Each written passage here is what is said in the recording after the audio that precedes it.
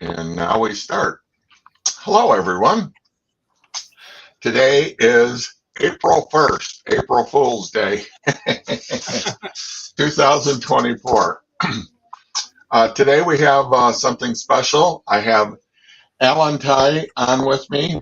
He has written a book. He is also a scientist and a Christian, and he has written a book called A Physicist's Perspective on God. And if you go to his website, underneath my name is got the apologetic website that I write for, and then under Alan's is his website, scienceandlife.org. And if you want to find his book and order it, you can go to his website and go in there. He will have on his website the podcasts, all the podcasts that we have done in the past. And on mine, on twomeasuresfoolish.org, I also post up his podcasts, amongst other podcasts that I do. I do a podcast with my grandson who has a theological degree, and we just did a podcast Saturday on slavery, what slavery looks like from a Christian perspective.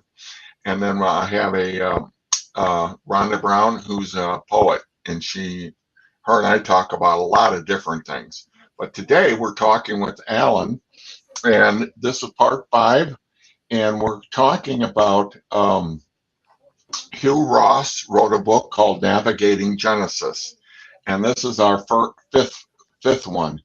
And Alan sent me a number of screenshots of Navigating Genesis, Creation Day 1 and Creation Day 2. And I was reading this and I was like, wow, this was really interesting how the moon was formed in Genesis, and how an object the size of Mars sideswiped us on a 45-degree angle. I thought it had hit us head on, but it didn't. It hit us on an angle. And it wasn't traveling really fast like meteors or other objects that hit the Earth. Those objects hit at about 50 kilometers per second, but this thing hit us at about 4 kilometers per second. So it was really interesting because that had to happen for life. For one part of the paragraph was delivered Earth from life-suffocating atmosphere and yielding a replacement atmosphere thin enough and the right chemical compound to have advanced life on our planet. So anyways, I'm going to go. Hello, Alan. It's good to have you here today. And just to tell you, Alan's mother died about a month ago, and he had to travel back to Hong Kong for the funeral and everything. And him and I were kind of talking about that because I've lost both my parents too. And I almost think sometimes that even as Christians, but everybody needs to go to a funeral on a regular basis, because once they do, they take life a lot more seriously, right? That's the end of life of someone's life. But we all will be in that position. So I know it really sobers me up when I go to a funeral, because I realize that we have to be serious about this life, because it's only going to last a short period of time compared to eternity. So, and I say that because I'm going to be 72 years old here on April 8th. My birthday this year lands on when we have the, what is that thing that's going to happen on April 8th? Solar eclipse? Yeah, solar eclipse. Oh, you get a celebration from God for your birthday. Yeah, it's on my birthday, so I have to laugh. There's so about maybe, Arizona is about I think 75 to 80% cover, not full, not 100% cover. Some other state cover, but we will see a big chunk of solar eclipse around noontime next Monday. Yes, yeah. So that's going to be interesting. The solar eclipse. and how fine tuning that is such a perfect thing when we have a perfect eclipse, how the moon is just the right size for us to be able to see the corona and everything that's coming on off the sun itself. So But remember to use proper screen to cover your eye. Don't look directly on the sun. It's dangerous to your eye if you don't have a protection. yeah, I ordered 10 sunglasses from Amazon. So I passed them out to the family yesterday on Easter so they could all see it. So yeah, I'm very aware of that. Very good. Talk about Easter. Just reflect a little bit.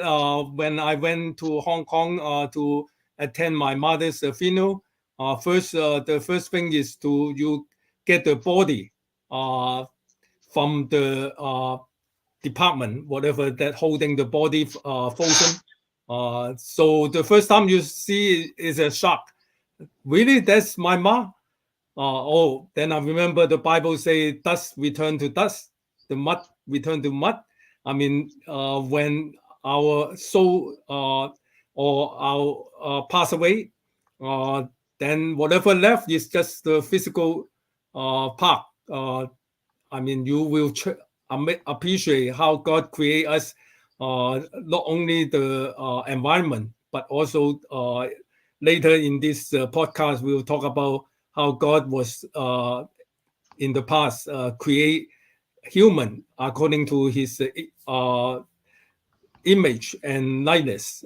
So it's important to have reservation. Yes, remind us of reservation. So today we will talk about the environment, but life without reservation or the hope for the new creation, there's no meaning, because one day everyone will go back in the same pace, go back to the earth.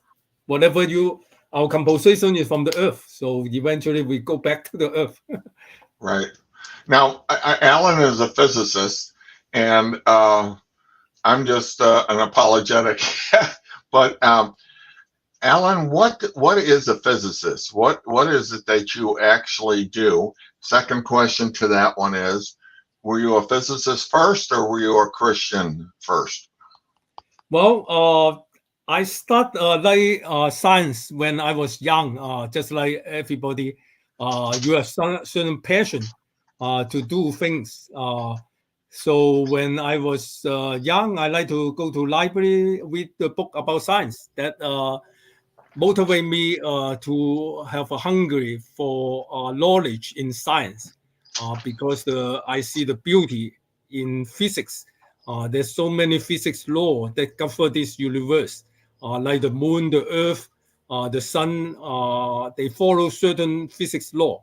So I want to understand more. So then the more I study, the more passion and interest developed. So then I pursue my study and come to US for 10 years. I study everything related with physics to get a PhD degree.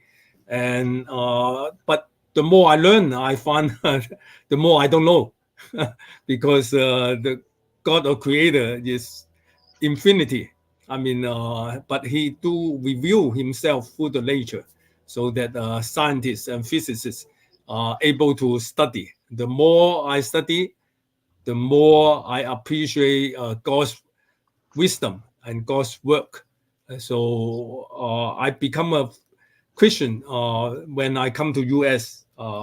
So it's hard to say there's a boundary, but basically when I start undergrad the first year in US, and I read the Bible, and the Bible gives me light, not only from Genesis. Genesis, I read it, but it cannot build a relation with God. It's just pure knowledge. But when I read Jesus Christ, the gospel, I find I can build a relation with God. There's something I can relate. Whatever he taught, whatever he teach, it touched my heart.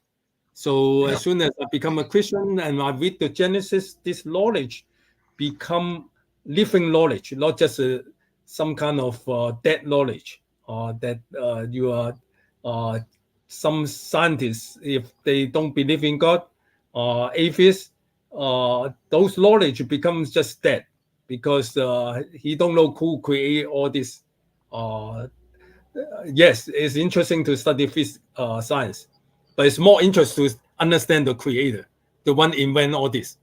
That is Right. more amazing because Right. Jesus Christ is the creator and he's a triune God. It is a mystery, but like Einstein say, because of mystery, the world is full of excitement.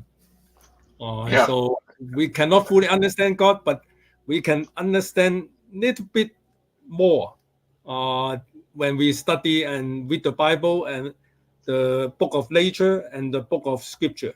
They are in harmony, and you find the more you understand, they are so much supplement each other. The more you appreciate how amazing God love us and care for us, and not only common grace, but the special grace that Jesus Christ died for us and resurrected, as yesterday was Easter, remind us again how important the resurrection, because that's will help us enter into the new creation, the kingdom of God, kingdom of heaven, itself in the old creation. Old creation is good, but because of human separate from God by the free will to choose, eventually we don't see God by ourselves, but God sent His only begotten Son, Jesus Christ, to come to look for us. And when we respond, then we have a personal relation with God, so that we can have our destination is a new heaven and new earth.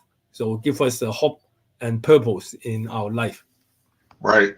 I was an atheist until I was 30 years old. And then I became a Christian. It's kind of a long story what occurred. And my whole family became Christians later. But I always was having a problem um, until I joined an organization called RTB, a Reasons to Believe, and that's where Hugh Ross is. And this is, I went to the local RTB, and this is where I met Alan. There's a lot of Christians that are really into science in RTB. So if you get a chance, join the larger group out of California, but also Alan and I live in the Phoenix area, so we went to the local one. And I had a lot of questions because evolution was my God at one time. And it wasn't until when I became a Christian I realized that I couldn't really believe in evolution anymore. I had to believe in what the scripture said. And as time went on, I realized that there was a lot of problems with evolution. And Alan and I both believed that we're what they call old earthers, that we believe that the universe is 13.8 billion years old, and our solar system here is about 4.5 billion years old.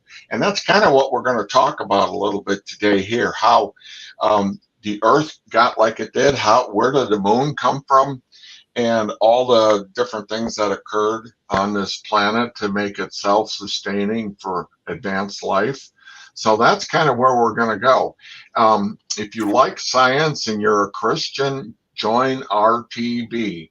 It's really got a lot of stuff. Hugh Ross is an astronomer and astrophysicist, and he has written a lot of books on stuff, and that's one of the books we're going to be dealing with on Navigating Genesis. I know there's a lot of conversations that go on back and forth. Did God, is the Earth only 9,000 years old that you would be led to believe from Genesis, or is it much older? And we believe that the Earth and the universe is much, much older, almost like what they project with regular astronomy. Anyways, let's get started. One advertisement real quick. In next Saturday, not this coming Saturday, April 13th, I will get a chance to give a presentation in the RTP Phoenix chapter at 10 a.m. in the morning. the topic called Science Support Genesis Creation Account. So it gives us more broad view about the harmony between what the latest science found out versus the creation account. So if John will send out the invitation when it's available. I sent to the president of the RTB Phoenix chapter for his review. Once it's okay, then you can send out the Zoom meeting or in person in near ASU campus. So again, not this Saturday, next Saturday, April 13 at 10 a.m. Okay, Everyone. so this is going to be after the solar eclipse. Then it's going to be on Saturday. Exactly, and there's more excitement after you see it. Yeah, it should be a lot of fun. I'm good. I'm glad you're going to be giving a talk on it. And before I'm done here, I will change on the bottom of mine where you can go to check out RTB. They have a Facebook account.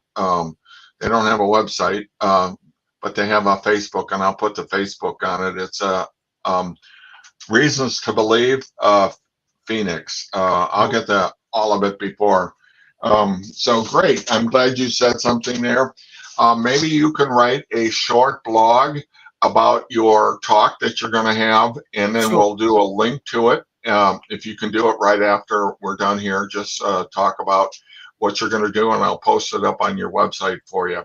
I designed Alan's 2 websites for him. So he could get out into the world and people can find him. And the one is called scienceandlife.org. And you can go to some of his connections to his other podcasts and all his blog posts too. He's got a lot of very, very interesting things. I really have a interest in science, and the more I find about science and how God designed things, it's almost my way of worshiping God when I figure out some of this stuff that he does. And that's why I love talking with Alan and other people from RTB. So let's dive in. We've got about 40 minutes here, so let's dive into Navigating Genesis, Creation Days 1 and 2. Yes. So last podcast, number 4, if you miss it, you can go back and review again. We talk about the moon, how amazing the collision generate a special atmosphere and also the environment for life to start, just a starting point.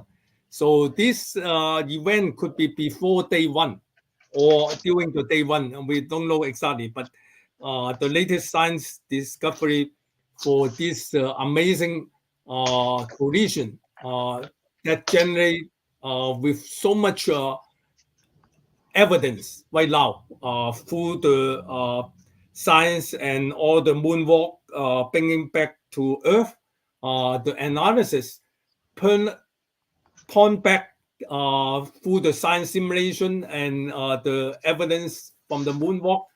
It has been perfectly timed and guided to transform Earth from a formless and empty. If you remember Genesis chapter 1, verse 2, the Earth at that time was formless and empty.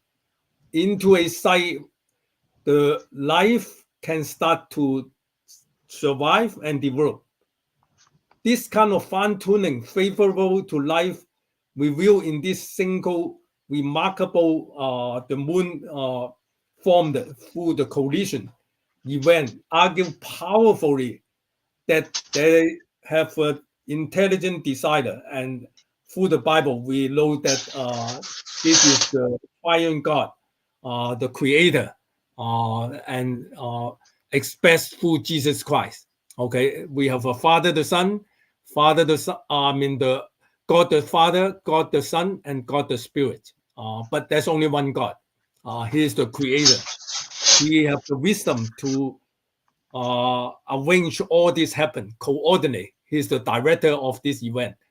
Even if the universe contains as many as 10 billion trillion, so-called planets, 10 to the power of 22.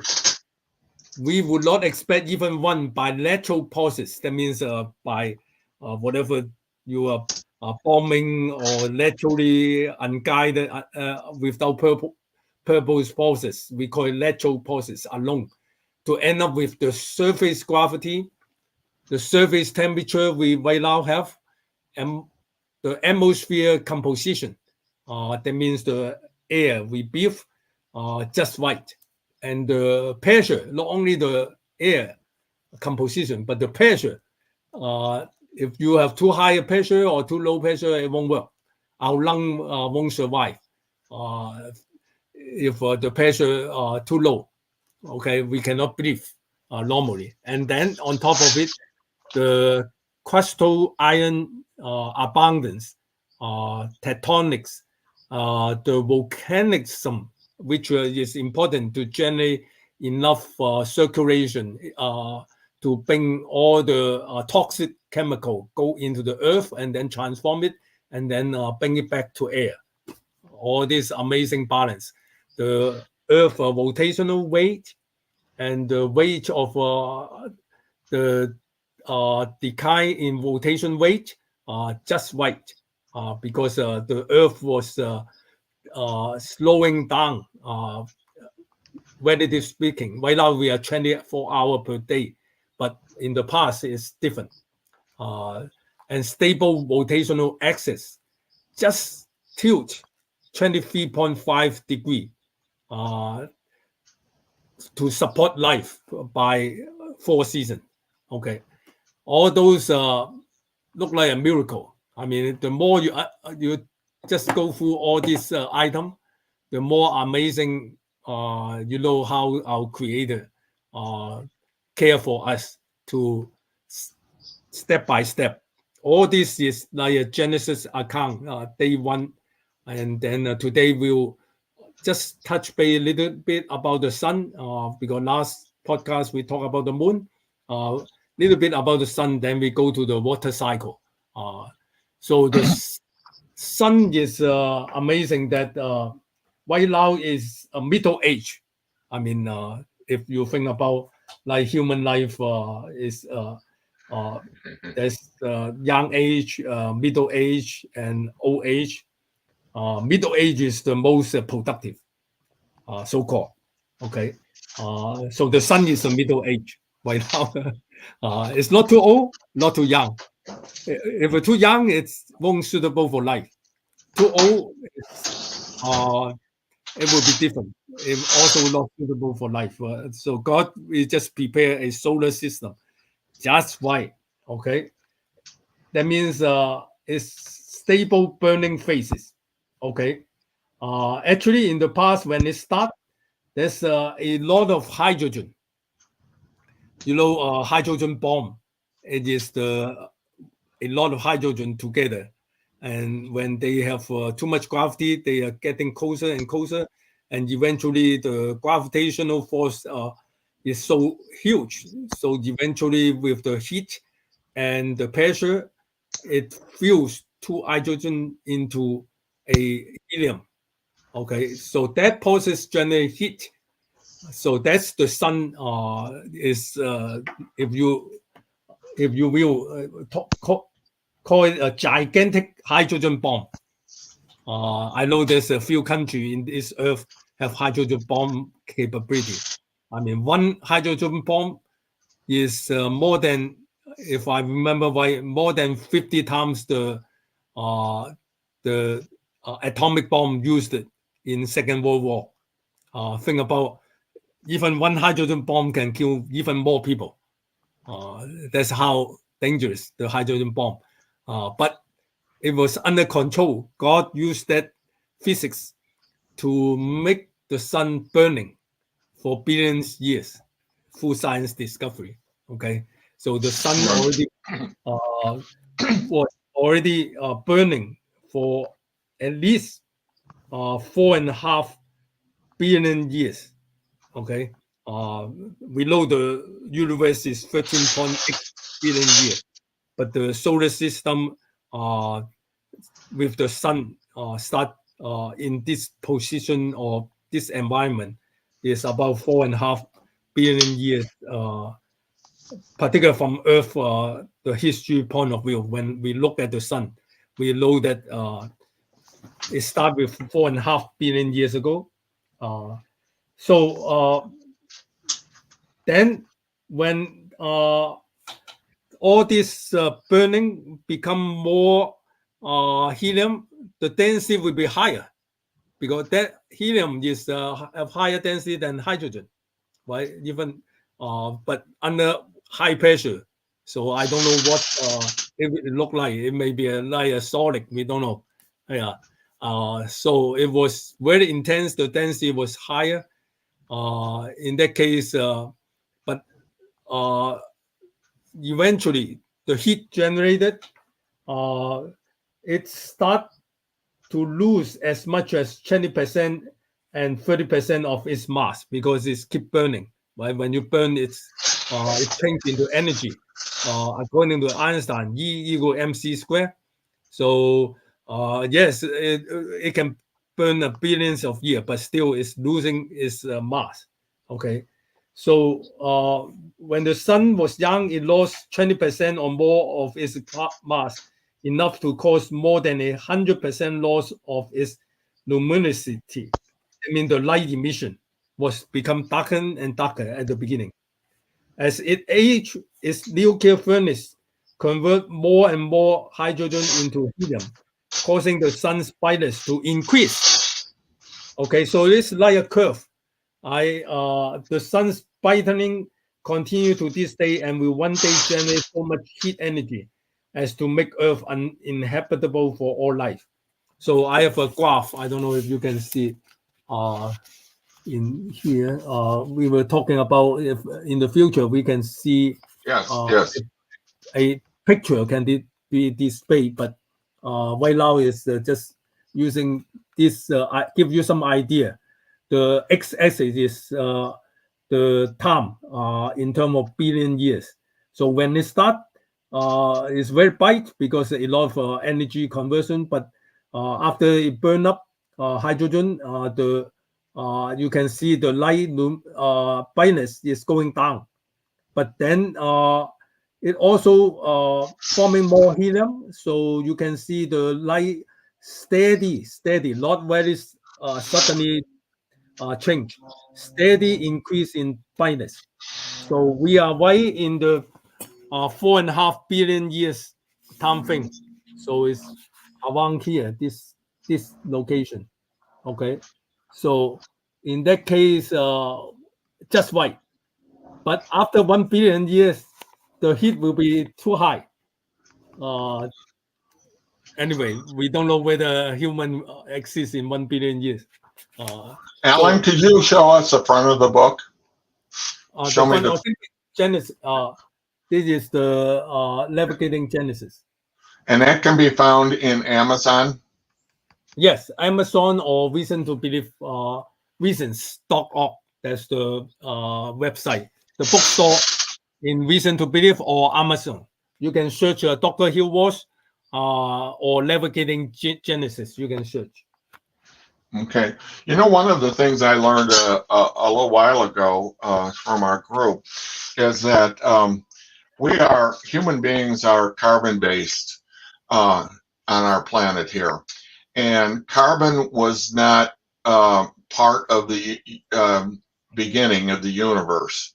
Carbon didn't come into the universe until when it became about 10 billion years old. And carbon came from when I guess it was when stars would explode, and that's when carbon went through the universe, and it eventually landed on the planet Earth, because that's where we had to be carbon based. So I always thought that was interesting. Not all the things that we have in the universe started in the universe in the beginning, but they had to come from somewhere. So God had a perfect he had a perfect plan for everything, and how our solar system started, and how it had to be fine-tuned to be sustain life. Our planet had to be we had to have the exact size of the sun that we have today, and our planet had to be the size that it is, and be the same, be the exact distance from that sun. And we have to have a moon that is the size of the moon we have, that has to be the same. So for all tidal waves and everything. And then we have to have two gas giants within our solar system to be magnets for meteors as they're going through the solar system. So it's just amazing. So okay, I'm sorry to interrupt right there, but just below my name, I changed it, and that's where you can go, is Reason to Believe, RTB. So that's where you can find that. Okay, Alan, where do you want to go from here? Yeah. So basically, when the currently the sun's brightness is just right, and it penetrating the atmosphere. So as we say, this is a unique perspective from Dr. Hugh Ross. When he described this as a scientist, I understand right away. But you don't need to be a scientist or physicist to fully understand. Is the observer. So the verse 2, Genesis chapter 1, because it tells us God's spirit was hovering on the surface of the deep, okay, or the ocean. So it is set as a scientific stage where the observer is above the surface of the ocean before day one start. So now with day one is let there be light. So this light mean the atmosphere to start forming, and it was completely darkness. It started with until God do something. God's spirit was hovering, preparing. Okay, so then it become the sunlight. The sun, as I say, already there, and the moon maybe already there. But as an observer, we cannot see. Just like you are inside a room, you block out all the curtain. But even outside is very bright. If you block out all the light, inside is still dark, right? So this analysis really excites me because in the past, until I read Dr. Hugh Ross' book, I still not 100% satisfied all the explanation. I mean, there's so much book talk about Genesis, right? So there's a different explanation, but this is the best. So observer, you are inside the earth, the creation account, so that before the day one start, it was dark completely. Okay, now we are in the day one. Just like you imagine you yourself, you are in that environment. Day one, slowly the atmosphere open up by God. Let there be light. Okay, so wow, that is amazing. You know what? Lately, I found a solar system that took all the planets in one shot. So the two planets closest to Earth, I can read you right away. The first one is Venus and the Mars. All of them, the atmosphere, most of them is carbon dioxide. Okay, so the one closer to sun or further from sun, the atmosphere is mostly carbon dioxide. And in that case, the atmosphere is thick. Even you can see through, but it's not suitable for life. I mean, think about you go to an environment, too many people, too much carbon dioxide, you breathing have trouble. Advanced human life form need oxygen. Okay, so in that case, what I saying is the atmosphere to open up to start to let life form. How can it be? when it starts with a thick atmosphere, for example, like the Jupiter or Saturn, the atmosphere is so thick, and at that time it is mostly water, hydrogen and helium. Okay, so but there's other volcanic the things. It was so thick, the atmosphere, you cannot see through any light. So before day one, the Earth is like that, because we also saw other planets in the far away from solar system. We know that the Earth-like planet, all of them have a thick atmosphere, whether the whole water cover it, and then with atmosphere so thick the light cannot penetrate. And when God say let there be light, there's something happen, because the atmosphere start to clear up because of the moon. The moon was, as I say, there's some planet size of Mars hit Earth in the right angle, right speed, the exact momentum required to generate the atmosphere, to clear out the atmosphere, so that the light start to penetrate. Once you have light, then there is something, the second day will be the water cycle. Once you have water, then the third day we'll go through next time, is the plant to be ready, because we all know that the plant, the tree, need light for photosynthesis and water as food. Right? Without water, think about phoenix. If you don't water your plant, for sure it will die. Right? John, you have a backyard. I saw you put a lot of vegetable. Right? Yes. So I have if a what raised garden. I have a I know. raised garden. If you don't give water, yesterday we have water in Phoenix, but in the summer, I'm talking about May Yeah. or June, less than 1 week, they all die, right? Yeah, they will. So, because you have too much light, but you don't have water, it die, right? So that's why second day is so important. It set the stage with light to starting from, and then the water, okay? So we call the water cycle begin day 2. So the light is important, but the water cycle is no less important. That means as important as light.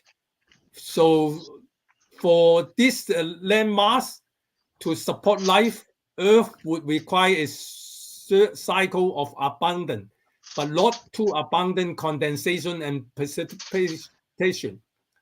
That means just right amount of water. Okay, if you have too much water, your plant will die, right?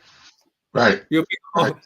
you just put all the water, but that's not good either. But then just enough, right? If not enough, the plant also not good. Eventually will die. So the average, we are talking about advanced land life require global precipitation average between 20 to 60, 20 and 60 inch per year. Okay, liquid water, I'm talking about the raining average. Phoenix is less than that. Phoenix is less than 10 average inch per year. But Yeah, we have I can vouch for that. we have a river from the mountain, the slow, the melting, the river carry the water to here. Okay, so but this year Phoenix is a little bit helpful with more rain, but still average less than 10. Okay, if we can get 7, it's pretty good. But sometimes we only got 4 or 2 inch. Oh, we are big trouble. Yeah, that's right. So, but God arranged to have average in general in the whole earth with a slow and wing in appropriate proportion, so that it can start to generate life. So day 2 is the preparation. Day 1, day 2, day 3 is preparation for life to come. Okay, not yet, but the preparation is very important. Okay, so for advanced life to be well supported by an abundance of lower life and a diversity of species, the rainfall must vary between 1 and 1,000 inches. Again, this is a conservative estimate from one geographical area to another. That variation range on a global scale must be sustained for a few billion years. That means the rainfall for this water cycle has been in this earth at least few billion years. I mean, who do that? Only the creator can do that. Because Right. Advanced life need to feed on the lower life. For example, the fish need to eat all kind of small little life form, whether it's fungus Plankton. or Plankton. yeah, the seaweed, and then insect, the fish, and then the bigger fish will eat the smaller fish, and then eventually we'll come back to that in the day 5 and day 6. Okay, so we are talking about prepare, just like a parent prepare a house for the children or the baby before they come. They need to find the right house, right temperature, right equipment. Equipment mean the crib and the light and the curtain and the air condition, right?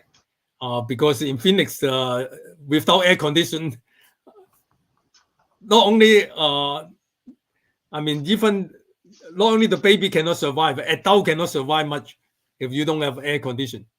So God was preparing the right temperature for human. So he planned all this throughout the years, billion years ago. So water cycle. That's why. Can you, John? Can you read? If you have the Bible, can open the chapter 1.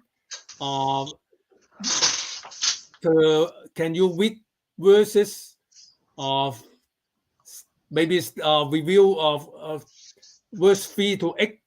Verse 3 is talk about day 1 and then until day second day up to verse 8.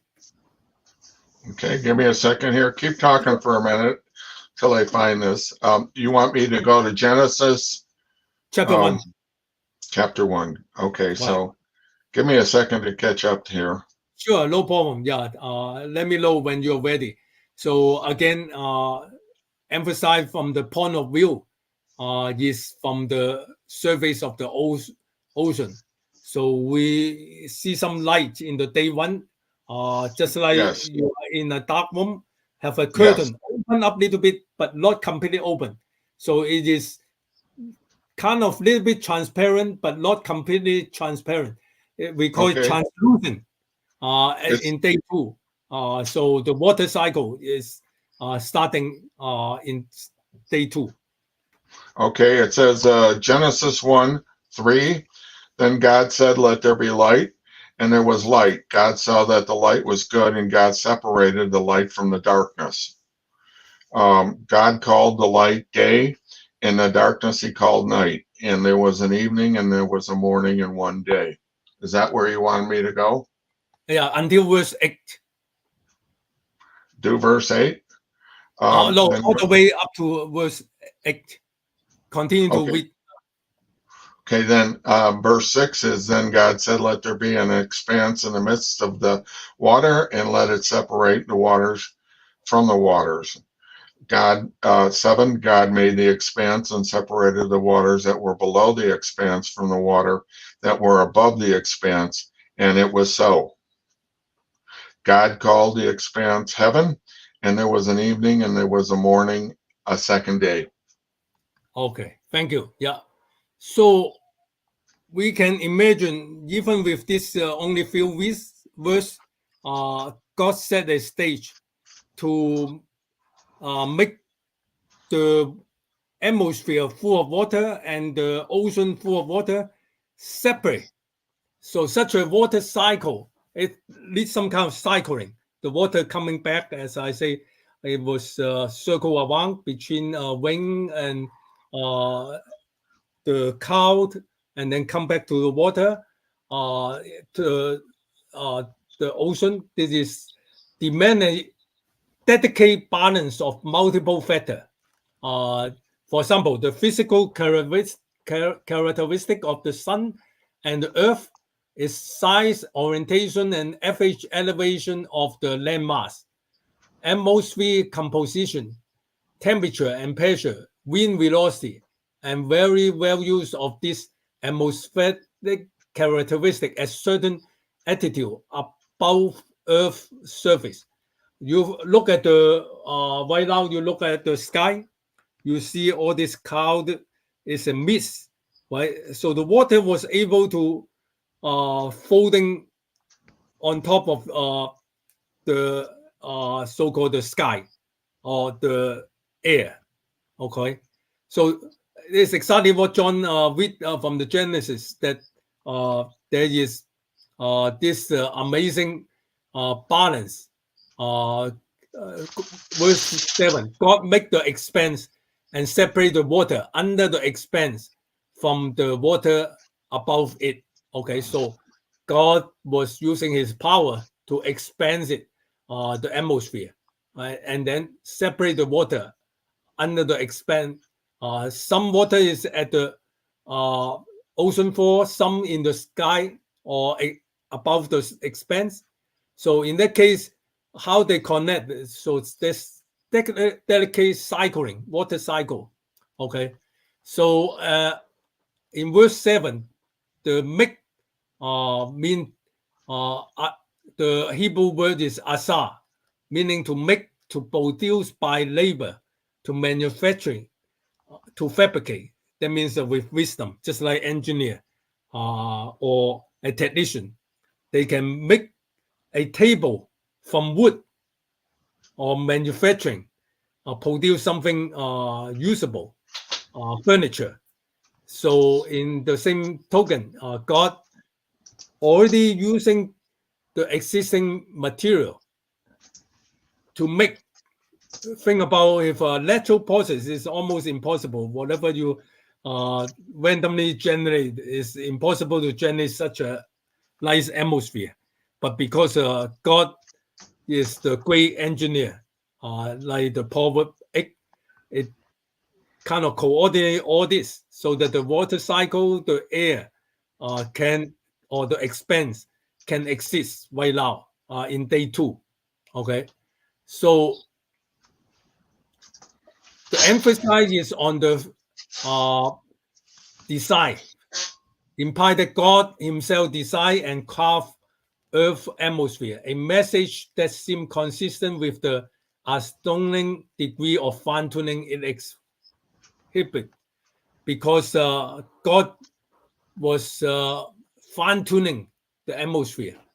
When I talk about fine-tuning, just the air we breathe in is about 20% oxygen. Okay, how can it be? There's only one thing that God can, for sure, to decide this for human being to survive.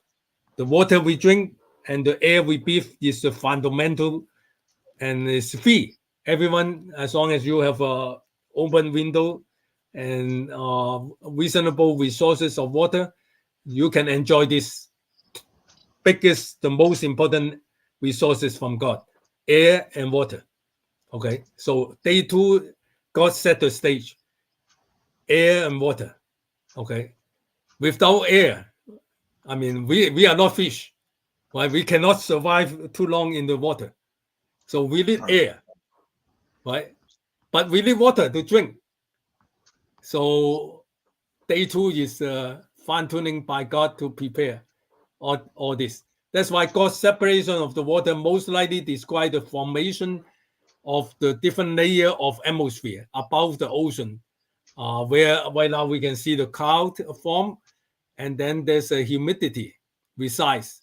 That means there's just good enough humidity. Some country like Phoenix is very dry, okay, but it's still after the raining monsoon season, you have better humidity, right? But some like near the East Coast, the humidity much higher. So, Right, but right. all this is distinct from the different layer of the atmosphere. Okay, so again, in different Bible, it can tell us a little more about this water cycle. If we go into the Song 148, so John, if you can open up, if you have the Bible, Song 148. Okay, let me track it down. Take your time. Psalm. Let me know the Song 148. Okay, where's Psalm? Here it is. Psalm 148. Yep. Okay. So you can read verse 7 and verse 9. Okay. 7 to 9. Psalm 148, verse 7. It says, sea monsters and all ocean depths, fire and hail, snow and clouds. Stormy winds fulfill his word, mountains and his hills, and fruit trees and all cedars, animals and all cattle, crawly things and winged fowl, kings of the earth and all people. How far did you want me to go? Yeah, and then can you read 147? 147, just the one chapter before 148, 147 verse 8.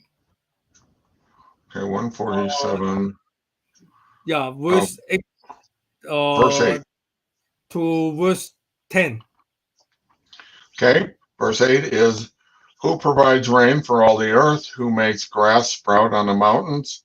It is he who gives the animal its food, and feeds young ravens and cry. He does not delight in the strength of the horse. He does not take pleasure in the legs of man. The Lord favors those who fears him. So can you jump to verse 17 and verse 18? Yes, verse 17. Who can stand before his cold? He sends his word and makes them melt. And then he makes his wind blow and the waters flow. He declares his word to Jacob. So that Yeah, was how these few verses John just read is just give you a picture how he sent out his word and then melt the water. So because he say one of the translation is called the crystal of ice. Okay, we know that's like whatever hells or something coming down from heaven or the sky is in solid form. And then he melt them and he make his wind blow and the waterfall. So it gives us a little more description about Genesis day 2, where the God separated the water. But in here, actually, I was a adjunct professor in Grand Canyon University. The last lab, last Wednesday, I taught a physics lab. It's about heat engine. One nice thing in the Christian University, I can quote the Bible verse, and one of them is related with that. That means he was able to, when we study physics, the heat engine is related with the hot and the cold to generate enough energy to work. But God, with his wisdom, the big atmosphere is like another huge multi-body heat engine. Okay, so in order to generate melt the ice and then let the water flow, God had to build in a lot of subtle fine-tuning parameter. The one John just say, even song is with it like some kind of poetry, but within the poetry there's a meaning, right? So the meaning is he coordinate the wind to blow. It generates the water cycle, circulation. Okay, so because of the circulation, the water coming down from sky eventually evaporate and go back to the sky and then coming back. So all because there's air just enough to get this delicate balance. With the water, it is so critical for human and all animal, all life form to exist. We live in Phoenix below. Without water, you cannot live too long in Phoenix because hot and dry.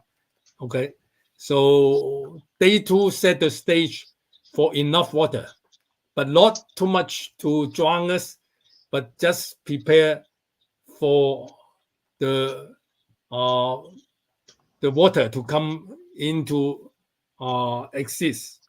So in that case, let me go back to the Genesis chapter 1 and verse so